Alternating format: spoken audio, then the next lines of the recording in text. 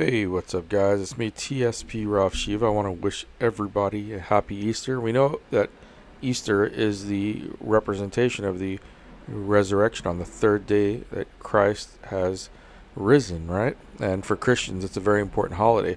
I also, because I'm a very big fan of Christ, love to hear about the miracles. And I found one that I think is going to blow your mind away, even if you're not a Christian, because I don't consider myself a Christian. I consider myself as a person that believes in God.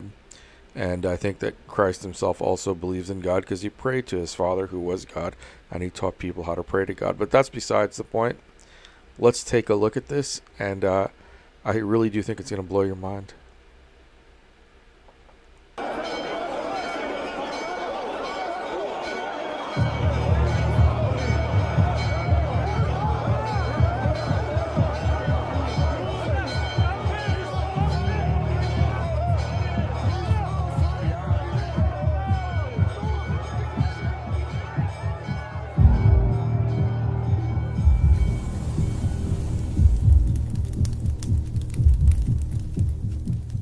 Every year in Jerusalem, on the eve of Orthodox Easter Sunday, Jesus Christ shows up inside the Church of the Holy Sepulchre during the ceremony of Holy Fire. Christ is present, but only the blue incandescent light of his eternal glory is visible. Thousands of Christians from all over the world have traveled to Jerusalem and cram inside the church on Holy Saturday, waiting in anticipation for the light which will turn to fire on a holy oil lamp that is sitting on the rock bed where Christ was laid upon his death. Occasionally, the light of Christ will spontaneously light candles of individual pilgrims in the church, or even candles that are hanging outside the edicule.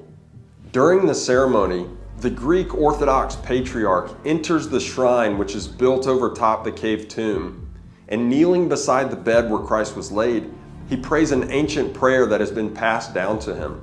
When the holy light turns to fire on the lamp, he lights 2 sets of 33 candles each that he's brought into the tomb with him and which commemorate the years of Christ's life.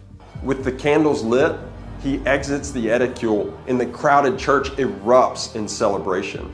Christian pilgrims then light their candles from the patriarchs, and the fire spreads throughout the church, throughout the city of Jerusalem, and literally around the world. Local Christians who attend the ceremony will carry the flame to their homes and churches in Jerusalem. Special emissaries will carry the flame in special boxes on planes back to their home countries, where the fire will then spread from church to church. I just want to say this is interesting that they have, the flame itself that's being associated with the Holy Spirit. Because we know when you think back into the Bible, the biblical stories, there was a flame, the burning bush or something of fire that was always significant of the Holy Spirit talking. So, it has to make you wonder if this is truly a miracle. It's happening over in Jerusalem. Then why hasn't it been broadcast more for the world to know about it?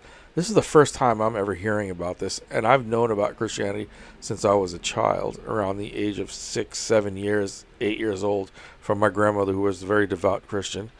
And I've never heard of it until today, recently. So I thought you guys, because it is kind of a miraculous type of thing, that you'd be interested in this as well. Also, it's good to wish people well on such a great, holy day. And I don't just mean it for Christians only, but for the entire world in general. It doesn't matter who you believe in. I think that if you believe in God, period, that this is something significant. Even crazier than this ceremony is that most Christians in the West have never heard of it.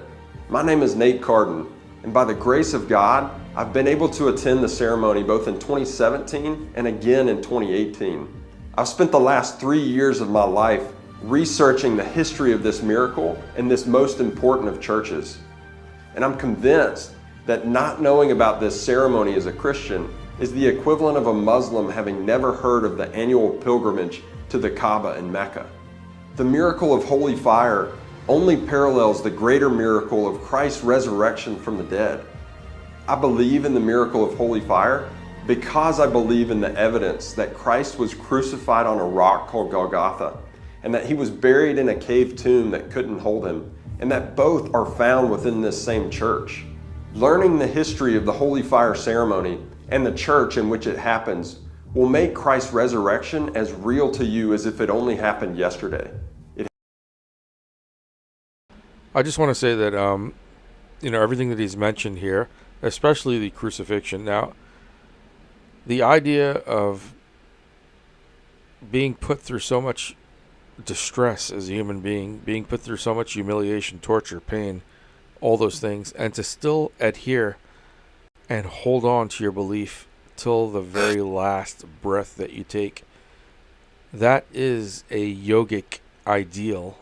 That's what really the essential idea of yoga is to hold on to your beliefs to your very last breath. Because your breath is everything you have. It is life itself. And I don't throw this to interject the idea of Hinduism, because Hinduism is a Eurocentric word. The actual name of that style of it's a way of living. It's called Sanatana Dharma, the eternal natural way of life. So the reason I bring that up is that I find correlations among so many different things. When you go back far enough, you can find correlations in almost everything. It would be ignorant on the part of any human being to only stop one place in time and not look at the entire aspect of history and just judge it from only one place.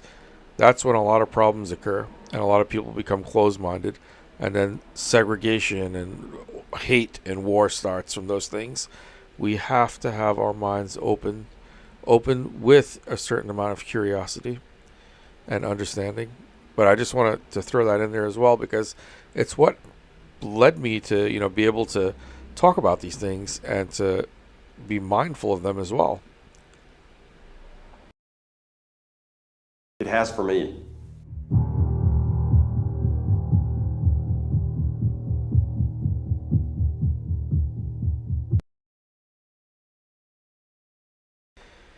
Guys, I just wanted to, bring that out there to show you that there are miracles that go on. I believe in miracles. I also believe in aliens. I've seen both in my life. I don't know. It's very hard to tell which one's which these days, because in any scenario that I've been in, they've both been breaking the laws of physics.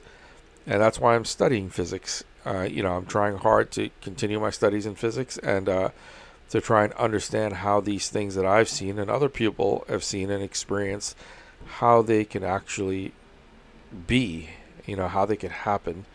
And look, we're coming upon an amazing year this year. It hasn't started out the greatest for all of us. There are a lot of people that are suffering, a lot of people that are going through a lot of hardship, including myself. I think everybody is. But the hardest thing to do, but the best thing to do, even though it's very difficult, is to try to still be compassionate and empathetic towards one another. I think that's very important. I think Christ himself exuded those characteristics. He was loved for it. He really had those characteristics, and he really cared for his fellow man and his fellow woman, and he did whatever he could to get people to understand that before you judge someone, judge yourself, which is such an important aspect in life. And unfortunately, we live in a world where a person like that can get destroyed and humiliated and just torn apart, ripped to shreds in this world. But thank God, if he is who he says he is, that he survived that and resurrected on the day that we call Easter. And if that's the case, all power to him. I believe that's awesome. And, to all the Christians out there, happy Easter. To everybody, happy Easter. And I have a lot of friends who are Christians, so I'm saying it to them. So you know who you are. Guys, play it safe out there. Wish everybody well. And say prayers for each other. We're going to need it in the upcoming year and years to come.